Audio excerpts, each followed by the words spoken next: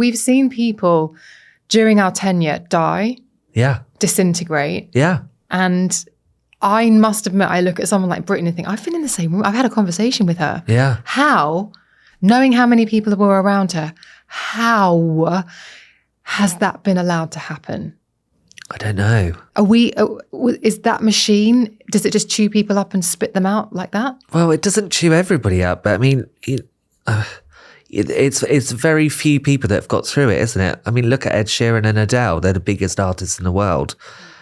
They're kind of quiet and they're kind of just doing their normal thing. We don't know that much about their private life and they just get on with it and they can cope with it. I think America's a massive beast, and the whole, well, we know from a number of other people, when you're a child or young star that develops within the industry, you know, even people like Billie Piper, I've got so much respect for her because, God, you know, she could have really ended up going down that road of the Britneys, and she was kind of, 15 when she got her first number one, and she halted that entire machine and said, no, I'm not doing it anymore.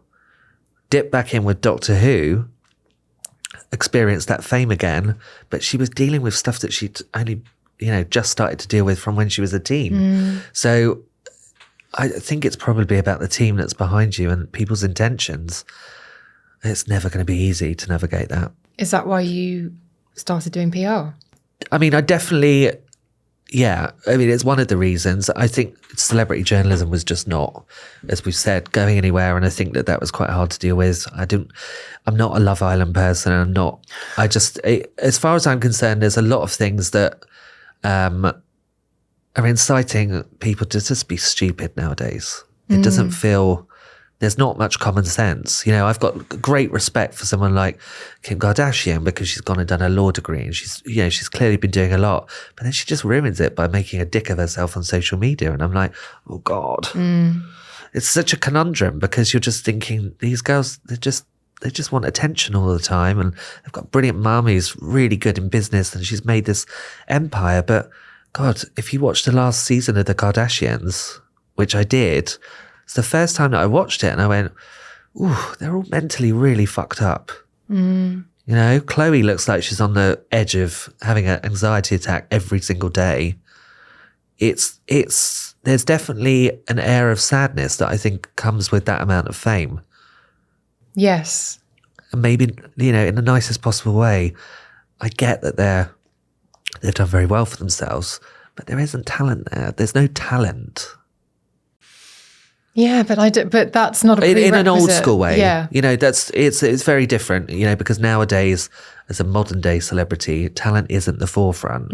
But unfortunately, I've just been on that cusp where I still remember, and I have got rid of people that were on my books as PR clients because I said to them, you've got to go and get your passport today. What do you put in occupation? And they couldn't tell me. Right. I went, okay, that needs to be like a real prerequisite of who I work with because I can't work with someone like that.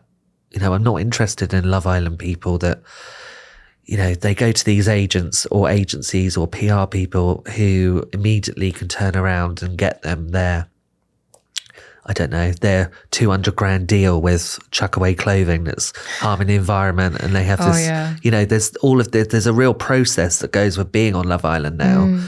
But, you know, ultimately the show is just, what is it doing to people? What is it doing to our teenagers? It's got to the point where, at least when we were journalists, people were growing up going, okay, cool. Well, I don't know. I could be a presenter, or I could be a singer, or I could have that kind of career.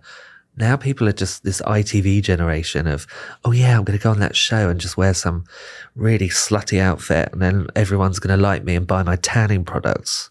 It was aspirational and it was inspirational back in the day. It was like, wow, look at what these people have done from nothing. Yeah. That was the thing. It was like they were alchemists. They had created this incredible life and career for themselves where they earned loads of money and life looked really good. But they'd really worked for it. Yeah. And that's the element that's missing now, I think. I mean, you don't get to report on the journey. You just get to report on the destination. Yeah. And I think Big Brother as well, you know, it's different, isn't it? Because we've got it.